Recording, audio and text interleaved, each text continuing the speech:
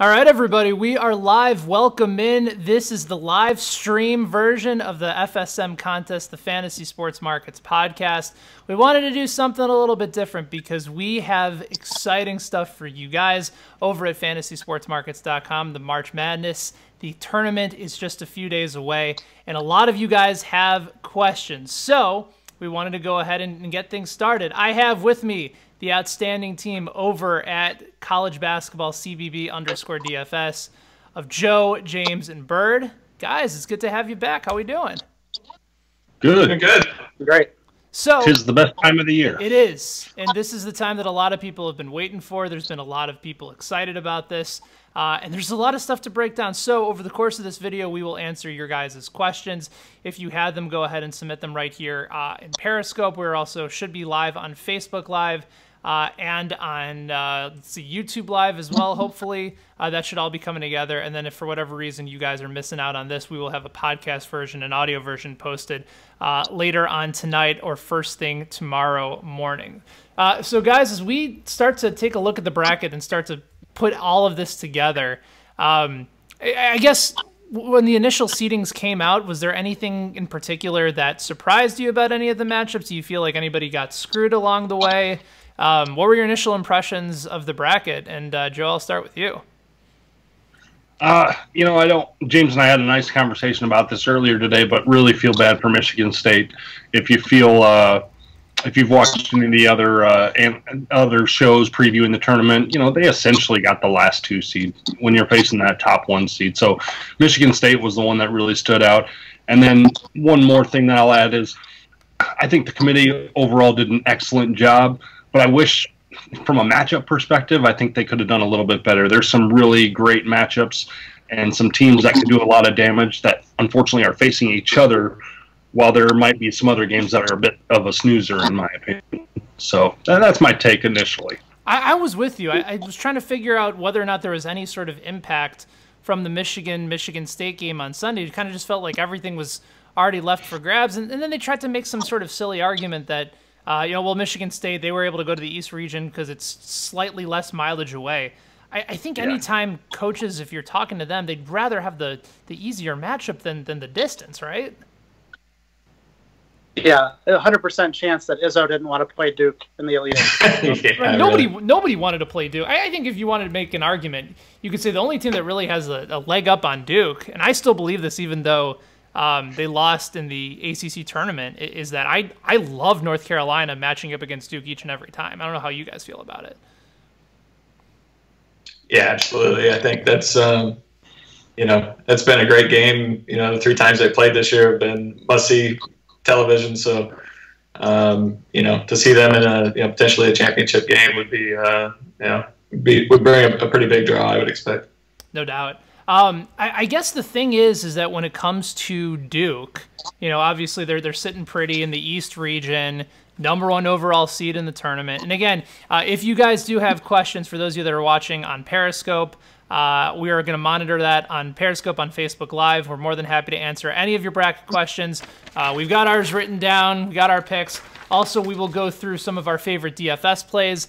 As I mentioned, there's a lot of money at stake for Thursday, including $1 million for a one-day contest. Friday, $1 million for a one-day contest. And then for our Tournament Survivor, which is backed by popular demand this year, $10 million for a perfect roster bonus over at fantasysportsmarkets.com. And before we get to Duke, I just want to throw this up on the screen as it unfortunately cuts off Joe and Bird's head for just a second. I'll remove it in just a second. You guys are good. But if you go to fantasysportsmarkets.com and you use the promo code MARCH, M-A-R-C-H, that'll get you $5 free over at FSM. You can use it in any of our contests except for these first 3 college basketball ones. These are cash-only contests, but it's only $5. It's a chance to win $10 million, $1 million, $5. We figured it was worth the cash run from that point forward. But again, all up at fantasysportsmarkets.com. Duke is a fascinating story because I think they're clearly the top favorite in this tournament. They're the top favorite to win it all. If you're filling out brackets amongst friends, you know that the majority of the people that you're playing with are going to have Duke winning it all. I thought I heard today, Ben, that Duke was 2-1 to win the championship, which was the best odds since the undefeated Kentucky team was in the Final Four. And it makes sense because you watch when they have everybody together and you think over a 6-game stretch, as long as Zion is healthy, it's a very difficult team to stop. But we've talked about them before on our podcast during these different things that we put together. Like, at some point, you're probably going to want to fade Duke. I think the question is when. So, Bert, I'll start with you on this. Are you going to fade Duke at any point over the course of this tournament? Yeah, well, so I think in terms of brackets, there's a really good article out there from Jonathan Bales, who is well known in the DFS community. How do you win a March Madness bracket without knowing anything about college basketball? And one of the key things that he talks about that in that article is the number of people that are in those brackets. So if you're playing like a small family bracket versus with 5 other people, you probably don't Duke. But if you're in this huge pool against hundreds of other people, then there's a good opportunity there to maybe try to fade Duke and look for a different direction. If you see that Michigan State's only going to be projected by about 5% of the nation to win a tournament, maybe in a bigger pool, it makes sense to try to fade Duke. What about you guys? James, are you going to be looking to fade Duke at any point, or do you feel like they just have too much going on? I know you've been the ACC guy all year. Yeah, I think, when you look at Duke, they're pretty darn good even without Zion. We saw that. Zion's a generational player. He's as good of a player as I've seen in college basketball since probably Kevin Durant played for Texas. So, he's a difference maker. In terms of brackets, I kind of agree with Bird. In my personal brackets and in larger pools, Duke's probably not. I'll probably go more contrarian there just because I know that they're going to be such a heavily favored pick. But in terms of basketball, there's a reason for that. They're really, really good. Joe, do you feel like you're going to be fading them at any point? Because, the other reason that I think a lot of people will choose not to fade them is because of the path that they have right to the Final Four. Maybe you can make the argument that Michigan State is a team that is in a good spot to stop them. I certainly believe that Michigan State can slow Duke down, and I actually think they're in a really good position to slow them down, which we'll get to in a little bit. But do you think you're planning on fading Duke at all throughout the course of this tournament? Absolutely not. Oh, okay. No. I'm not going to overthink this. Duke is the #1 overall seed. They are the best team in the country by most of the metrics and by the eye test. I got Duke cakewalking to the Final Four. The only potential hiccup could be, Tom Izzo's shown some pretty good coaching ability in March. So if they get to that Elite Eight matchup, then that's something that could give them a sweat. But outside of that, I don't see anybody stopping them. Do you guys look at Duke as the most favorable #1 seed to just try and have that easy path to the Final Four? If you're looking at all those #1 seeds and thinking, okay, you have Duke, you have North Carolina, you have Virginia, you have Gonzaga, is Duke the team that probably has that easiest path to Minneapolis this year? I'll go again. So I don't know. I really think there's only a handful of teams. I feel like I've said this the last couple of years, a handful of teams that can win this thing. So I think all the #1 seeds have kind of an equally favorable path, as there's probably each of them have one other team in their bracket that can stop them unless something crazy happens or unless something gets ridiculously hot or a game goes off the rails. So I'd say Duke's got just, all the other 1 seeds have just as good a shot as Duke. James, if you're looking, go ahead. Yeah, if you're looking historically, so 6 out of the past 7 winners have been a top 15 in both Ken Palm's offensive and defensive efficiency ratings. And so there's 5 teams this year that meet that qualification: Virginia, Duke, North Carolina, Michigan State, and Kentucky. So I think those are all strong teams, and most of those have a good path. I think we talked before this got on the air. UNC can play with anybody. They played with Duke all year. I think they have just as good of a shot as anybody else in the country. James? Yeah. And I would just add, I guess, and I agree with everything these guys say. But I think, in terms of, is there any team in that bracket that could foil them? I mean, Michigan State, I think, is an obvious answer. Once you get to that game, anything can happen, really. But before then, I would say, keep an eye on Virginia Tech. It's a team that beat Duke this year. Now, granted, they didn't have Zion at the time. Virginia Tech didn't have Justin Robinson, who is arguably their best player. and they get him back for the tournament. He's coming off a foot injury, hasn't played in a dozen games, I think. So that could be interesting. That's definitely not a team I would overlook, but more than likely Duke has a pretty easy path. I'd say Michigan State definitely. When you look at them potentially being could have been a 1 seed this year, you get them in your bracket. Hey James, you watched a lot of Big Ten for us. Do you think that Michigan State has the bigs to run at Zion? Is there enough bodies down there to give him a tough day? They've got athletic bigs, certainly not as athletic as him, but guys like Ward, can move. Goins, Tillman, those guys can move around down there, and they're not just stiffs, and they can score down there too. So I think Michigan State could be an interesting matchup for them. Ward isn't really 100% right now, and he's not playing a whole lot. So that'd be something to keep an eye on as the tournament progresses, if they get that far. But if he gets back to the kind of shape that he was in earlier in the season, it's going to be a test for them for sure. You mentioned Virginia Tech. I was going through the 538 projections just to try and get a sense of where a lot of the different projection models are coming out for some of those teams. And you forget just because they went through that stretch where they really weren't scoring a lot, but they were still top 25 offensive and defensive team in the Ken Pomeroy rankings as well throughout the course of the year. And they also mentioned that even though they lost 8 times, there were only 2 of those losses were by double digits. And they have by far and away, at least, in my opinion, the best 4-13 matchup of all the different teams. A lot of people are talking of Kansas on upset alert, Kansas State on upset alert. St. Louis is just a slow, kind of boring team. They're a terrible foul shooting team. This feels like this should be a cakewalk for Virginia Tech in that first round matchup. Yeah, and Robinson should be back for Virginia Tech as well. Another one of those, Ben, you mentioned it. Virginia Tech is top 15 in offensive efficiency, top 25 in defensive efficiency. 75% of the national title winners in the last 20 years have fit that criteria. So Virginia Tech's in an elite class when you look at Ken Pom rankings.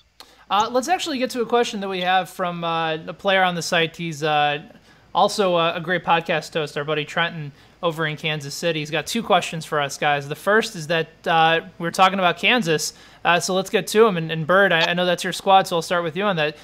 Do you foresee KU making it to Kansas City in the Midwest region? Oh, Lord. This was the worst possible matchup they could have got with Northeastern. 4 guards around 1. I think they have 4 guys who are shooting over 40% from 3. So I'm a little bit worried about the matchup.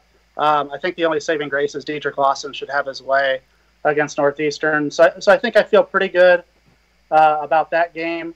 And so then they would play Auburn next, most likely, which Auburn's going to have a tough time going against New Mexico State. I'm torn right now. My heart says Kansas gets to Kansas City, plays against North Carolina, but it's such they've really struggled lately. So I'm torn. Joe, James, do you guys foresee KU making it back to Kansas City at the Sprint Center? No. No, I mean, I'll be rooting for him just for my buddy there, so he doesn't have a coronary. But no, I just think that, honestly, I really like Auburn right now. If they can get past New Mexico State, I think Auburn is as dangerous as anybody in the country right now. James, they get to Kansas City? It could be interesting if they do, I think, but I don't know. This is probably one of the more down Kansas teams with injuries and just with everything else that they've had in a number of years. So, if there was a time that, you didn't put all your chips behind them, it would probably be a good year to do that. I would love to see Roy Williams coach against Kansas. Oh, for sure. In Kansas City, though. That would be awesome. I think Agbaji is going to be the key to that team. I mean, he's struggled a little bit lately. If he can get it going again, I think they've got a good shot. They need his athleticism, and he just needs to have that confidence shooting the 3 again that he hasn't had in the last couple games. I also just feel like Kansas would just get dominated inside by Carolina, too. Yeah, that would be a problem. Yeah. Luke May's athleticism, look out. Well, listen, it doesn't necessarily have to be the athleticism that gets KU, but May does have that nice narrative of the experience of playing on a championship team from before. Trenton also brought up a question that he's curious about. He wants to know, out of all the different 2 seeds, which do you think is most vulnerable? Last several years, we've seen a 2 seed fall in that round of 32.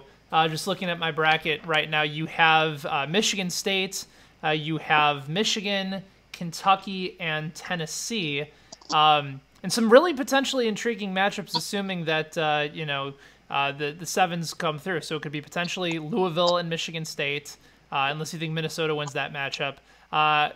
The winner of Nevada and Florida against Michigan, the winner of Wofford and Seton Hall against Kentucky, and the winner of Cincinnati and Iowa against Tennessee. So of those 4 number 2 seeds, depending on the matchup, James, I'll start with you on this one, if that's all right.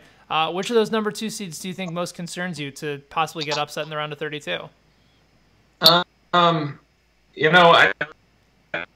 think, feeling one of the other guys will here, but I think, if that Seton Hall team beats Wofford, I think that could be a really bad matchup for Kentucky, actually. They beat them earlier in the year. So they've got, they're electric to watch. I got a chance to watch them in the conference tournament, watch the Villanova game, and they're just really impressive, and they can really get after it, and they can really score the ball. So, that would be an interesting matchup. Beyond that, the Michigan one, I like Michigan quite a bit. I think they're a team that could definitely make a run, be there at the end. But, even that Nevada-Florida game, in the second game there would be, that's not a good matchup, either one of those teams. So, those would be 2 I'm looking at. What about you, Bird? Are we talking in the first round, or are we talking just overall? I'd say overall, probably round of 32. I mean, if you want to go on this show and get your mug on this camera and say a number 2 is going down to a 15 seed, I'm ready for you to go ahead and bring that to the conversation. No, we're probably big Seton Hall homers here. We watched them play that whole tournament, and so I think that would be probably the whole group's pick, is that Seton Hall against Kentucky. Yeah, no, I'll chime in. Seton Hall's got to get past Wofford, though, and honestly, I think Kentucky's too good for either one of those teams. But as far as having the underdog vibe in the nation, and both of those teams, Wofford and Seton Hall, are someone that everyone can get behind against big bad Kentucky. So that'll be an awesome game, regardless. But I'll take James's other comment a step further. I think Michigan does lose to either Florida or Nevada. I think if they play Nevada, they can't keep up. I think Nevada will run them out of the gym. They've kind of corrected their problems to get past a stout defensive team in Florida. If they play Florida's playing really well right now. They're not going to be intimidated by Michigan, and it's going to be a defensive grinder game that I think Florida has a very live shot in. So I think Michigan should really be on upset alert in that second round. You know what's funny is that in the initial bracket that I put together, I did have Michigan going down, and then I talked myself out of it. But I still wanted to have a 2 seed going down, and I started looking at all the different matchups and trying to figure out, okay, where was the difference maker? And then I realized that it was coaching. And Rick Barnes in Tennessee is my number 2 seed to go down in the round of 32. I think with Tennessee, and you saw it in the games against Kentucky, when they control tempo, they're fine, but Cincinnati is not going to play to that pace. They're not going to play to that tempo. I think Mick Cronin can coach circles around Rick Barnes. Tennessee's going to beat him up inside a little bit too. And I feel like that's going to be just one of those games that Cincinnati is able to nibble away on Tennessee, especially on a short turnaround. Am I nuts here? I know you guys are probably higher on Tennessee than I am, but I fade Rick Barnes in the tournament has usually worked really well for me. I was just going to say, last year we were in Nashville catching the first round there, and the day where we didn't have hoops to go see it live, we were sitting in a private room at an establishment, and we're watching Tennessee take on Northern Iowa. And we're in Nashville, and our server is this diehard Tennessee fan. So while that game's getting tight, he comes in and he sits and watches the end of that game with us. Meanwhile, the 4 of us that were there were all Illinois roots. So by default, with Valley connections, we're all rooting for Loyola. And quietly, he's in front of us. We're kind of on a couch in a lounge behind him. this game falls apart for Tennessee. Loyola pulls off the incredible win, and this guy starts raging, and we want to explode in joy because we're all rooting for our Valley team and have no connections to this Rick Barnes Tennessee team. And that was just something I'll never forget, how we just quietly were high-fiving each other and going like, well, this guy is just raging at the loss. And I like Tennessee this year. I hope that doesn't happen to them to Cincinnati, especially to Cincinnati, who is a team I have not been very fond of this season. But you're right. I can see it happening as well. I don't think that's a terrible selection. And I don't see Cincinnati having any problems against Iowa either. Yeah, I don't either. Again, it's fade Fran and fade Rick Barnes, and you usually have a decent amount of success come tournament time. Let's actually, we'll come back to bracket talk in a second, and again, continue to get your questions, and we are live on Periscope, we are live on Facebook Live, and on YouTube Live as well. If you want to shoot us a question, we have our Twitter machines up as well. If you guys want to go ahead and send us something there, we'll continue to come back to those throughout. But let's get into a little bit on the DFS side. Of course, we mentioned all the different contests that we have going on in fantasy sports markets, both for round one, Thursday only contest, $1 million up for grabs, Friday contest, $1 million up for grabs, and $10 million for the perfect roster bonus for the tournament survivor. As you guys are looking at some of those survivor rosters and just your overall thoughts, to me, when we did this last year, a lot of people wanted to just pile on the highest scoring guys, and the reality is that you want guys that are going to be playing in the Final Four. You want guys that you believe are going to be in the championship game. And I feel like you really have to dictate your roster as such. It might feel a little bit unorthodox to how you would play on a daily slate. But for example, if you think Duke is going to be in the Final Four of the championship game, there's no reason not to have RJ. There's no reason not to have Zion, unless you think they're losing earlier than probably the Elite Eight. So as you guys have started to sort of put these rosters together, have there been a couple plays in particular that maybe you wouldn't necessarily play on a regular fantasy slate that you're probably looking towards for the tournament survivor? And Joe, I can start with you here if you like. Yeah, no, I think that like you kind of summed it up excellently for everybody listening. When you're doing this survivor, you're looking at someone who's going to get you 2 or 3 games. As awesome as it would be to play Ja Morant, who we can't play in normal salary sites because he's priced through the moon, what are we getting? A game out of him? So if he gets 60 that one game, and you play maybe Cam Reddish from Duke, who gets 25 for 4 games, it's obvious which direction you need to go there. So when I look at teams that can make a run, play at least 3 games, that's what I want here. So you look at, your Tennessee guys, Rick Barnes commentary aside, you look at your Grant Williams and your Admiral Schofields. Those are guys I definitely like because I think they'll play 2 or 3 games and have an outside shot at the Final Four. Someone like Ty Jerome, the leader of Virginia, is a good play, especially if they make a Final Four run. If Ryu Hachimura and Brandon Clark from Gonzaga, if you're confident about them coming out of the West, that's people you're going to want to target here. Yeah, I completely agree. I think doing some of these 2-player team stacks makes a lot of sense. So stacking a couple of North Carolina players, stacking those Duke guys, maybe stacking a couple Kentucky players, the Zags, I think you've got some good choices here. But I do like that idea of if you feel passionate about a Final Four, go ahead and stack those teams and get a couple good players in from each team. Anything else there, James? Not too much else there. I think you guys pretty much covered it. Team, we talked about Michigan. They're kind of an interesting team in that way because they really play 5 players. Yeah. Pretty much the whole time, and those guys can all go off at any given time. So, you stack a team like that get to the championship game. It's you did okay. I tend to think too that if someone ends up walking away with this perfect roster bonus, it's probably going to be because they faded Duke. If they get knocked out early.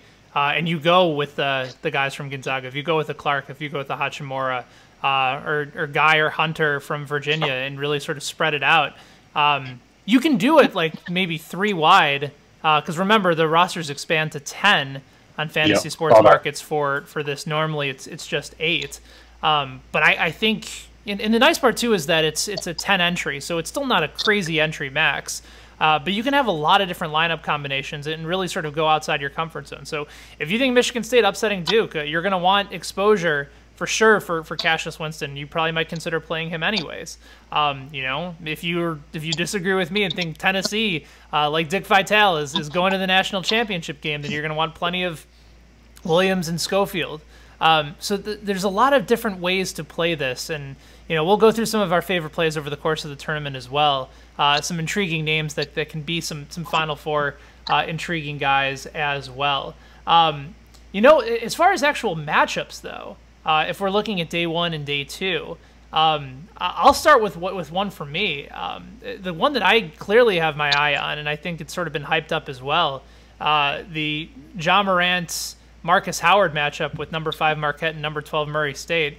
God, that's going to be a lot of fun. And it'd be nice to normally, I know that you guys have played the Hauser brothers a lot, but for sure Morant and for sure Howard, especially if you believe the pace of that game is going to be what we expect it to be. For a Cash-style lineup, I don't see how you go away from those guys, right? Yeah, I think that makes sense. Howard's got a little bit of a wrist injury right now, but he's got 30 fantasy points in 5 of his last 6. He's averaging 38 for the year. So over, under. I think that's a good spot to target for sure. Joe James? We were commenting earlier before we came on, as far as pace goes, which is one of the things we really like as fantasy players. There's not a lot of games with pace on Thursday or on Friday. I mean, you got to really be selective and figure it out. I think there was only 5 teams in the whole field that were in the top 100 in tempo on KenPom. So one of those pacey games is Yale LSU, which I think you want to get a piece of for sure. But there's not a lot of options on pace, so it's going to be a little more important to pick those players who are going to be sound. Maybe look at some of your more intangible guys like your Thibels of the world or the big rebounders that are out there depending on the day. You mentioned pace. I'm sorry. Go ahead, James. Oh, I was just going to add to that. UNC Iona, I think, would be another matchup there. Both of those teams. I think Iona's number 45, I think, ranked in adjusted tempo. Yep. So it's that would be getting up and down. I think it would surprise a ton of people. And I think, and we'll get to some of our favorite plays in a little bit. The current projected total for Yale and LSU opened at 160.5. And yep. I think a lot of people just assume Ivy League school, a lot of backdoor cuts, a lot of motion offense. And no, Yale is averaging about 80, 81 points per game. LSU has been playing at not a frantic pace all year, but they will go up tempo as well. By far and away, that's the highest over-under, I think, of all 32 games, right? Like, you have, let's see, I'm trying to find... for Thursday, yes. For Thursday. For Thursday, yeah. Like, you have... that's... I was looking at one, it was an NIT game. But for Thursday, for the tournament, I don't think anything comes close. No, that Marquette one's 150, and that one's the second one. Okay. Yeah, second closest, yeah. Yeah, you mentioned Yale. Yale's 44th in tempo. Who would think that from an Ivy League school? I'm with you. And then the other one that I don't know if we got a chance to mention yet, Colgate in Tennessee has a total of went from 149.5 and has now gone up to 151. So those Ivy Leaguers, man, they're running with everybody. So that's a lot of fun. And by the way, I think this will surprise some people too. Houston, who is one of the more slower-paced teams, that's an over-under of 142 against Georgia State. Right. So this is perhaps another an opportunity where you typically wouldn't target a guy from Houston or two, but I think they're a great opportunity, especially a contrarian pick to go to the Elite Eight, possibly even the Final Four with Kelvin Sampson's team in a tough Midwest region too. Yeah, the problem with Houston is they do spread the ball around. I think can't think of the kid's name. Lewis is their main option, but they're pretty balanced offensively, and they play a lot of folks on their bench. Yeah, Corey Davis is kind of a little bit their leading scorer, but you're right. I mean, their best player might be Giroux, but he doesn't play enough. Right, I love Giroux. Yeah, and you guys did mention. I'm sorry, you mentioned Iona UNC. That actually has the highest total on the board. It went down because it opened at 166. So make sure that you have that game on. That is a number 16, number 1 seed that you're going to want to have a whole lot of interest in. Some other intriguing matchups, not necessarily from a DFS perspective, but Buffalo taking on the winner of Arizona State and St. John's. There's some good storylines there too, guys. Yeah. I love a good storyline, and I love the Bobby Hurley storyline. A chance if he can get past St. John's, he's got a chance to coach, or he's got a chance to play against Buffalo, the school they just left, and players he recruited to make them what they are today. So that's a built-in story right now. I just don't know if he can get past St. John's. I think the Big East as a whole really came up as a conference at the end of the year, and I think that St. John's is another team that was deserving to get in, and I think that they could win not just 1 but maybe 2 games. Any other ones that stand out to you guys as far as intriguing storylines, possible matchups that you're going to have your eye on? Well, was it tomorrow is Belmont Temple? I think that's going to be an amazing game, and I think, I in my bracket I have the winner of the Maryland game versus play-in winner. I have that blank because I think if Temple can handle Belmont, then they have what it takes and the experience it takes to get past Maryland. But I think if Belmont comes in and gets a win, then maybe Bruno has more of his way with that smaller school team, and Maryland moves on. So I'm really excited to watch that one tomorrow. There's number 6 seeds with Buffalo and Maryland. I was on that same wagon. Right now I have Belmont, especially if they can catch fire, because Maryland can occasionally have those lapses on defense. But I think you're right. Bruno, especially, he'll have a great mismatch inside. It's just a question of whether or not Belmont can make shots. And sometimes those early Tuesday games and Tuesday, Wednesday games, they get a team going. I think about VCU from a handful of years ago to really propel them forward. I think Syracuse was in that spot several years ago as well. Do we look at Belmont? You said that Temple maybe has the better opportunity against Maryland. I don't know if they can beat Belmont, though. I don't know if Temple beats Belmont, though. I really like Shiz Alston. I like Quentin Rose, Pierre Louis. I love the guard play at Temple. I think they have the ability to turn Maryland over, but they got to get there, and I just don't know if they can beat Belmont. All right, before we get back to the brackets, just another reminder for those of you guys that are just jumping in on this broadcast. They are the guys from College Basketball _DFS, CBB _DFS on Twitter. If you are not following them ahead of playing College Basketball DFS, you're missing out on exceptional information. They have stuff for non-salary stuff like fantasy sports markets. They have stuff for the salary sites as well. Breakdowns pretty much for every game that's going to be on the slate. And you guys are going to be doing a pretty full breakdown come March Madness time ahead of all the games, correct? Yeah, we're going to do full write-ups for all 16 on Thursday and all 16 on Friday. The caveat will be we probably won't do a lot of round of 32 stuff because we will be in Des Moines in attendance, so we're going to be a little limited in the morning. So we could get out some bold predictions and some cash and value plays like we've done in the past on the weekends when things got a little crazy. But that's kind of our plan this week for the first round. All right, and then for anybody that's going to be playing on FSM, are you guys going to have any potential survivor picks that you like, or anybody from the first, second round non-salary guys that maybe they can expect as well? Yeah, we'll definitely put some of that in there as well. I think, when you're looking at some of those high tempo games, high over unders, you really want to stuff those in to the fantasy sport markets lineups. Awesome. All right, so for anybody that's playing FSM, playing on the non-salary format, that's definitely something that you'll be able to look forward to. And again, for those of you guys that are watching, and again, I'll throw this graphic back on the screen, when you go to fantasysportsmarkets.com and you sign up for our Tournament Survivor or our Thursday contest or our Friday contest with $1 million up for grabs on Thursday, $1 million up for grabs on Friday, and $10 million for our Tournament Survivor, when you head to fantasysportsmarkets.com, go ahead and use that promo code MARCH, and that'll get you $5 free, no deposit required. The only caveat is that you can't use it for the March Madness contests for the Survivor or Thursday or Friday, but you can use them for later on. They're going to be available when baseball comes back around.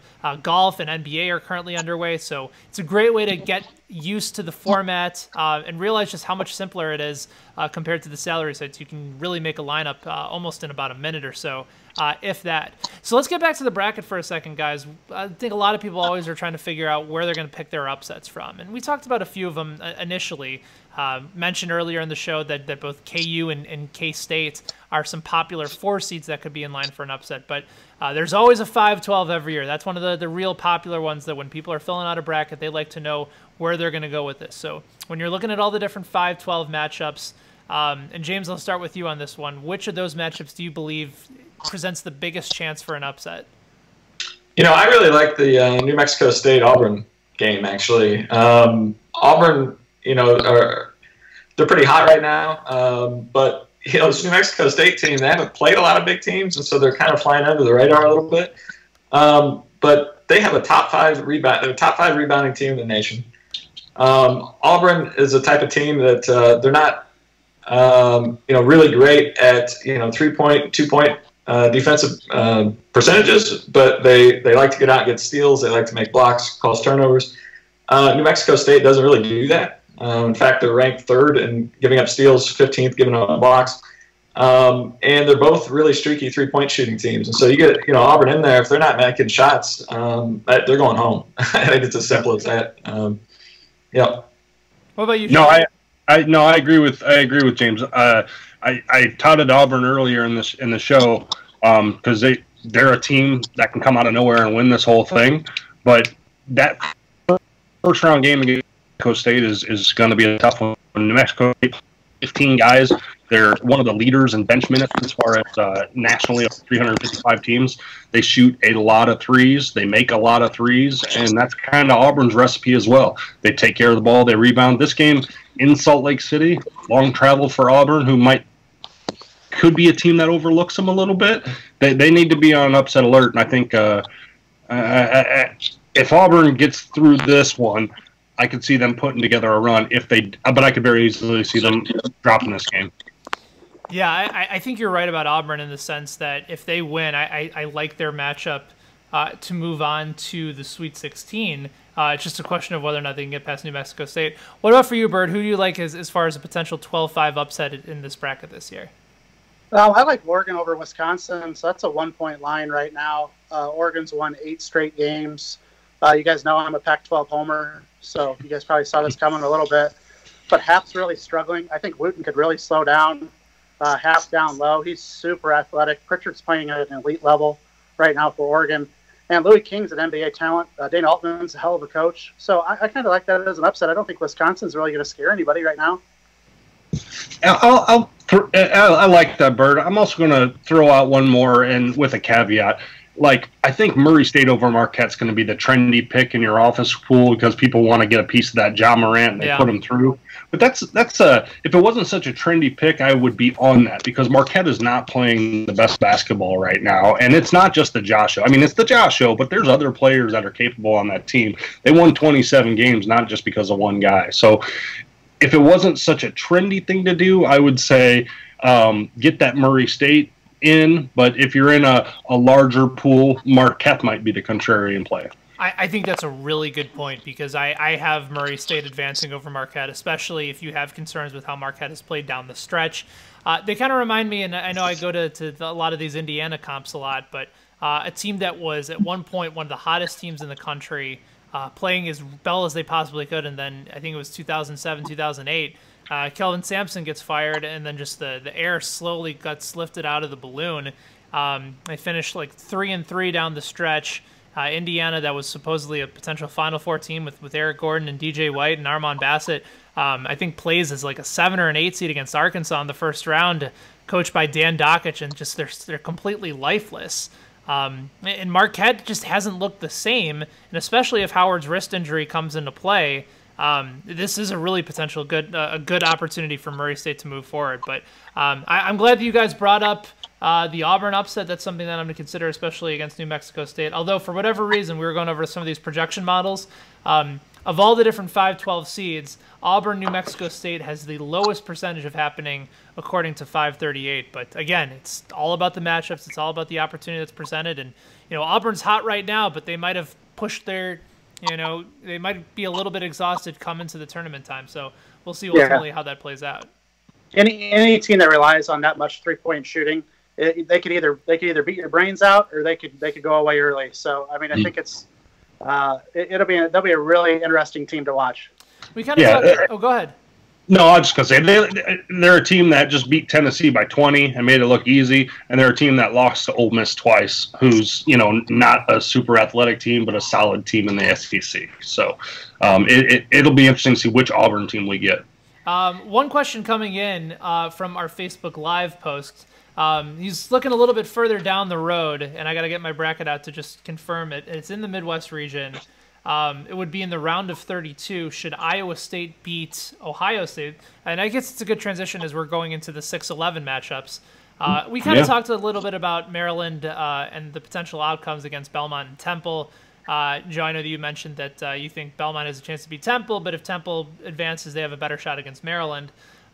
Buffalo, I think all of us are in agreement that we probably like them over St. John's and Arizona State to advance there.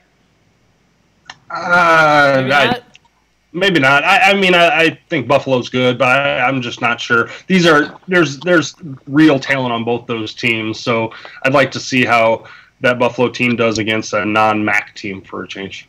Fair enough. And then we'll get to this next because I'm curious to get your guys' thoughts on Villanova and St. Mary's because that's been a very polarizing 6-11 matchup that I think a lot of people have had some thoughts about. But the question coming on Facebook Live is I don't know who to choose between a red-hot Iowa State team that won the Big 12 championship or Houston, which has been one of the more dominant teams in the country this year in that 6-3 matchup heading to Kansas City. So from that matchup standpoint, we'll go around the horn here. Joe, I'll start with you. Iowa State and Houston, assuming both of those teams make it out of the first round, who do you like moving forward?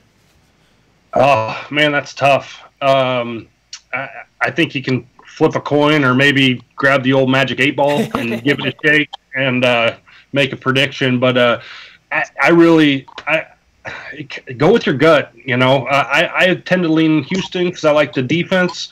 I like the 31 wins, but I mean, I haven't watched a lot of Iowa State. What I've seen, they're tremendous offensively. But from what I've seen from Houston, they're gonna grind you down, and I think that's something Iowa State won't really appreciate. Yeah, so Iowa State, I mean, again, they're playing in the Big 12 tournament. That's basically almost a home game for them. Those Iowa State fans travel so well. But let's not forget, before the Big 12 tournament started, they lost 5 of 6, right? They lost to West Virginia. They lost to Texas. They lost to TCU, all teams that are not in the tournaments. So, sometimes there's that recency bias of seeing a team kind of go through the Big 12 tournament with no issues. But that team's vulnerable. And in Houston, I don't know what else they need to prove to people to say that they're a legit good team. And Sampson's a hell of a coach. You may not like him, but he's a hell of a coach. Yeah, and I would add to that too. If you look at who ISU's had, they lost to. Bert mentioned a couple of them, but they've had trouble against really good defenses. Texas Tech beat them not too long ago. Kansas State's beat them. Baylor's beat them 2 times. So they got to get past Ohio State. And, Ohio State's not a great team, but they're a pretty darn good defensive team. And, if they get past them, then, maybe that shows that, they can take on a team like Houston. But, as it stands right now, I think Houston would take that game. I have Houston winning as well. I really like what I've seen out of them all year long. And Iowa State can get on those weird streaky spells where they, a lot of people, I remember that George and the Yang team, a lot of people thought that was a clear-cut path to the Final Four. And if my memory serves correctly, I think that was Fred Hoiberg's final year at Iowa State when they lost in the first round. Was a 3 or a 4 seed? Wasn't that first year he left? I don't remember. I know. I think he left right after they lost in the first round. Either way, they were a pretty high seed. They were coming off a Big 12. They were coming off a Big 12 championship at Sprint Center. I remember that as well. So weird things can happen with Iowa State. I know it's obviously different coach, different system, different players, but I do expect Houston to win that game and move on to the Midwest region. The other 6-11 matchup that I'm fascinated by is you have a St. Mary's team that beat Gonzaga in their conference tournament. They're coming in pretty hot. They're a really good outside shooting team. And everybody's been talking about how well they defend the three-point line. And truth be told, I haven't watched a whole lot of St. Mary's basketball this year. I have seen Villanova a handful of times. And I think name brand recognition for Nova, 2 championships in the last 3 years, you're going to want your heartstrings are going to tell you that Villanova makes the most amount of sense here. But if it's about matchups in the tournament, is this a bad matchup for Villanova? Because a lot of projections and a lot of experts tend to believe that it is. Yeah, I'll take this one. I did. This is actually my bold prediction for later. But, yeah, just what you said. I mean, St. Mary's, I think they only allow, 25% of their opponent's scoring comes from 3. They're holding teams to 31% from 3. So they're a really good, defensive team when it comes to defending the arc. They're number 12 defensive rebounding team in the nation. I think the biggest stat when I look at these 2 teams is Villanova is far and away the worst defensive team on that 6-seed line. KenPom has them ranked number 73 in adjusted defensive efficiency. So that's a huge hole for a team that, you think can win a few games and make a deep run. I think St. Mary's has a good shot at winning that game. I really do. Obviously you got prestige there. You got a Hall of Fame coach and some old players, some talented players there. But I don't know. Wouldn't be shocked to see them go down. Joe, Bird, you guys feeling any one way or another with Villanova and St. Mary's? If St. Mary's played like the way they did against Gonzaga in the WCC final, they can for sure take them down. I don't know. I've too much for me. I've seen Wright make runs over and over again, so I can't do it in my bracket. I think James's logic is sound. We were talking about it offline about this game, and there's definitely exploitable matchups within the game. But ultimately, I got to lean towards Jay Wright. Bird? Yeah, this is a tough one. I think it'll be a great game. I think most of the public will be on Nova. So if you're looking to maybe have a little separation, I think St. Mary's could be a good option for you. Okay. Yeah, I think a lot of people. I actually, that was one of the first games that I wagered on is I took St. Mary's plus the points just because I felt that the matchup was good. I still have that weird gut feeling that Villanova finds a way to ink it out, and if they do, I think they have a nice draw ahead of them in looking at it. I think they can beat Purdue. I think if they get Cincinnati or Tennessee, they can play them as well.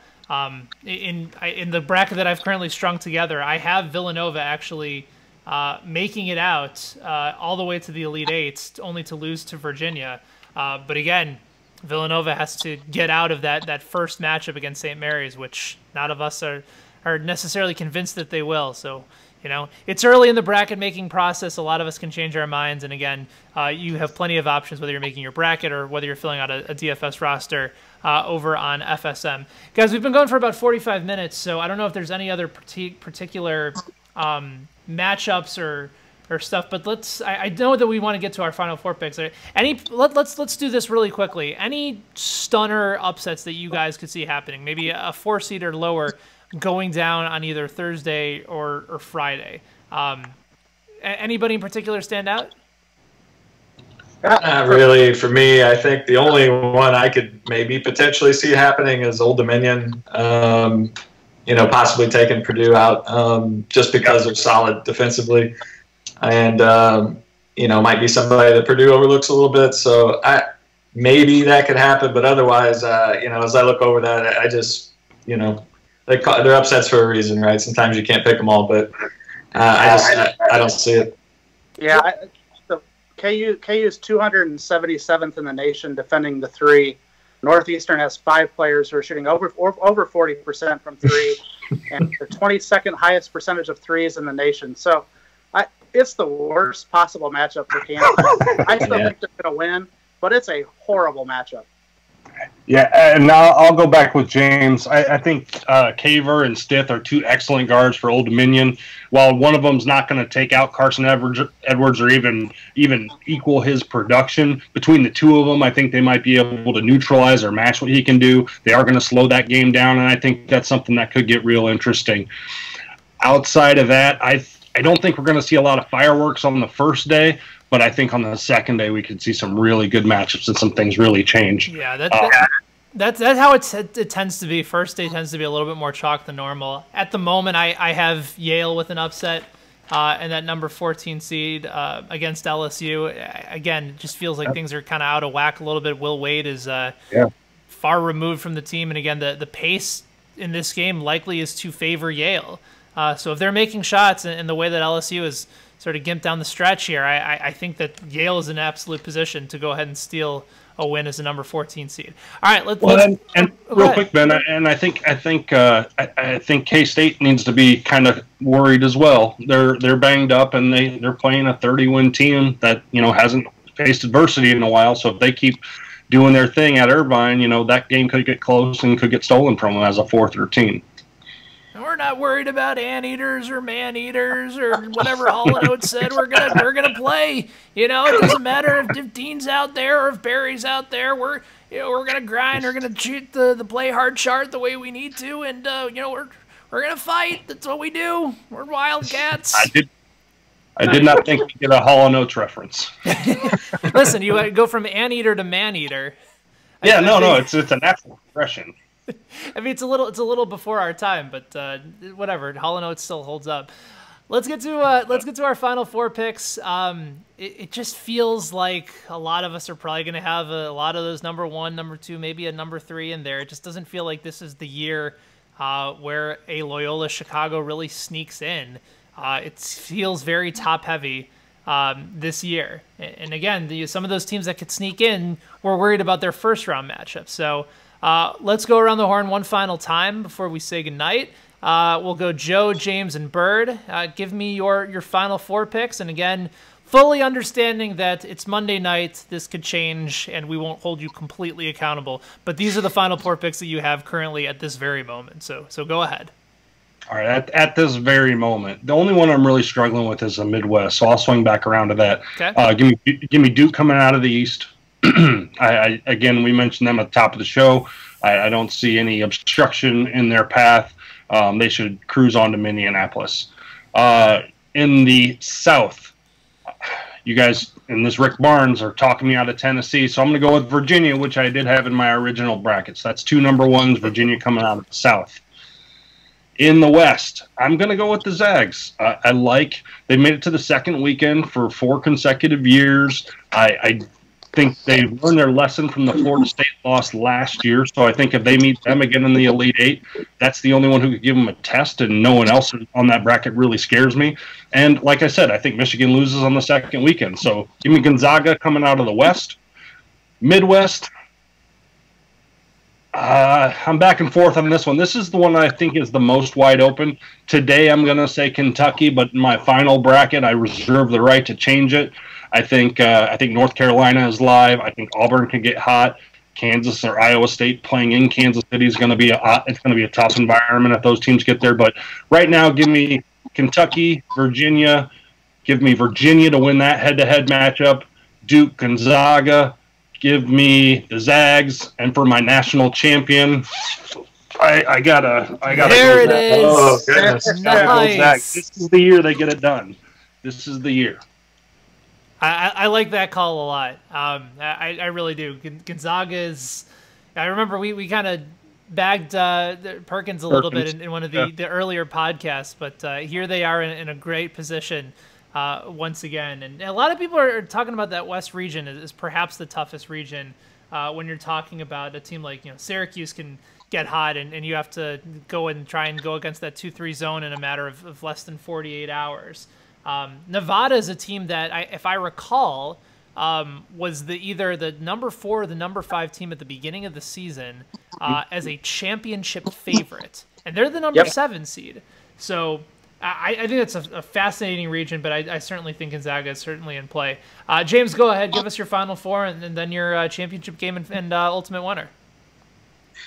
I think out of the I'm going to go a little bit contrarian. I think everyone's going to have Duke. We talked about this earlier in the show about maybe why you wouldn't have Duke in some circumstances or in larger pools. But, out of there, I think I would pick Virginia Tech. I think, that's a team that was very good.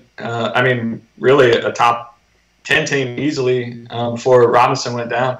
Blackshear kind of picked up the scoring on that team, and so you get Robinson back, and it's going to depend how healthy he is, and but that's a team I think is going to make a run. So I think coming out of the West, I'd love for the Zags to be there, but I'm going to go with Michigan there, and I'll tell you why. They've lost 3 out of their last 7 games. They were all to Michigan State. Michigan State's pretty good. Otherwise, they really haven't lost much. In fact, they beat North Carolina by 17. They beat Villanova by 27 earlier in the year.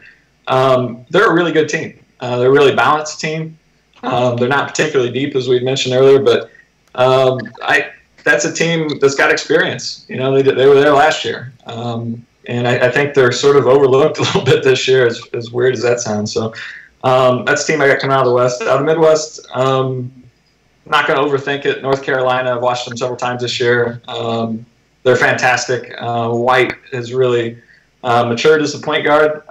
Roy's teams need a good point guard, and he's a really good one. And so they've got a lot of the pieces. They got shooting on that team. They got May, obviously. So, to me, that's pretty confident there. And then Virginia, I think, as we talked a little bit earlier, they're an elite defensive team. They're an exceptional offensive team, the best offensive team they've had probably, in that system. So, I think that's my Final Four. In terms of, championship game, give me Michigan and give me Virginia and give me a over-under of 108.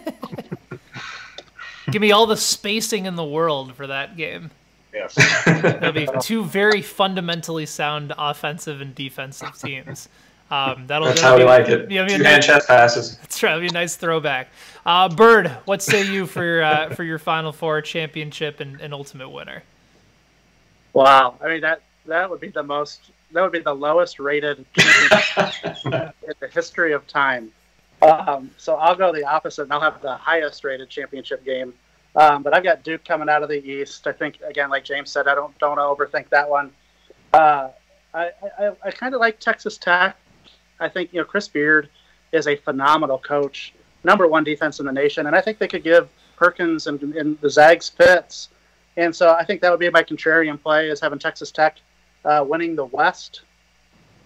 Tennessee versus Virginia. I lean Virginia. I think Virginia learned their lesson last year, and I think they'll be in a really good spot this year to come back. Like we said, they're a little bit different team than they've been in the past. They can actually score, and very efficient offensively and defensively. So I like Virginia there. And then North Carolina coming out of the Midwest. Ultimately, North Carolina versus Duke for the 4th time. And give me North Carolina taking down the strap. Ooh. In the highest rated. Two championships for Luke May. That nice way to go out. What about you, Ben? What's yours? Well, hold on really quickly. James, did you say your winner? I know it was between Michigan and Virginia, but did you say who ends up winning that game? Yeah, I like Virginia in that game. Virginia, okay. So, like James, I am fading Duke for the Final Four. I will take Michigan State. I think that will be the battle where Duke's 3-pointers do not go in, and Michigan State finds a way to slow down tempo, double Zion in the post, and really the only scoring opportunities he'll get are when he's just barreling down the court at full speed, and at that point, nobody's going to stop him. But I think if there is a coach that can find a way to scheme around Zion, I do believe it's Michigan State. So I have them going to the Final Four, where they will ultimately meet Gonzaga. I like them coming out of the West. Still debating whether or not I had Michigan losing early on, and then I put them back in to play Gonzaga in the Elite Eight. But I still think Nevada, if they get hot with that type of talent on that team, I think they can make a lot of moves, upset Michigan on the second day, like you talked about, Joe, and then beat Buffalo to go on to the Elite Eight. So I'm going back and forth. As of now, I have Gonzaga over Michigan to go to the Final Four. Virginia coming out of the South, I think what's pretty universal there for all of us. Yeah. But I feel like they have the best draw out of anybody. And again, it's an easy draw when you decide to fade Rick Barnes and have him losing in the round of 32. And then in the Midwest, I have North Carolina as well. It's just such a balanced team. They're so good offensively. They can D up when they want to. Michigan State eventually will lose to Gonzaga in the Final Four. The Zags will go back to the championship game where I have them playing Virginia. That one was probably the toughest one out of all of them for me, trying to decide between Virginia and North Carolina. But I just think there's something that is clicking for Virginia this year, and especially with some needed offense and learning their mistakes from last year, I think they'll come in about as motivated as you can possibly get. And then I have Virginia over Gonzaga in the national championship game, and I actually think that one could be kind of fun. I think it could be perhaps in the low 70s for that game, so it won't be just a complete and total train wreck of lack of offensive basketball. But yeah, give me Virginia to cut down the nets in Minneapolis this year. And even though Tony Bennett won't be in Wisconsin, he'll be in another cold weather city, and he'll get that championship after their team's been just so good in the regular season for the last several years. Yeah, I like that. Yeah, I like that too. So thank you guys for being here. Make sure you guys are following Joe, James, and Bird. They are on Twitter at CBB_DFS. There's going to be all sorts of breakdowns ahead of all the March Madness games and on the fantasy slates. And again, one more time, for those of you that are going to be playing in our Tournament Survivor, in our Thursday and Friday contests, any contest really over at fantasysportsmarkets.com, when you go use the promo code MARCH, that'll get you $5 free, no deposit required. You can use it in any contest you like, with the exception of these first 3 college basketball contests. But we'll also have daily contests all throughout the tournament as well, and I know that the guys over at CBB_DFS are going to have breakdowns all throughout the contest. So, guys, enjoy the games in Des Moines. Always good to have you on, and appreciate you guys not just being a part of today's show, but being a part of our podcast all throughout the college basketball season. It's been great. Oh, I had a blast. Yeah, it's been a lot of fun. Yeah. Thanks a lot, man. Thank you guys for watching. Thanks for being a part of the show. It'll be available on Periscope, on Facebook, and on YouTube Live as well. So come back, see us, tweet us. We're here for you guys. Enjoy the madness and enjoy the contest. We'll see you guys soon.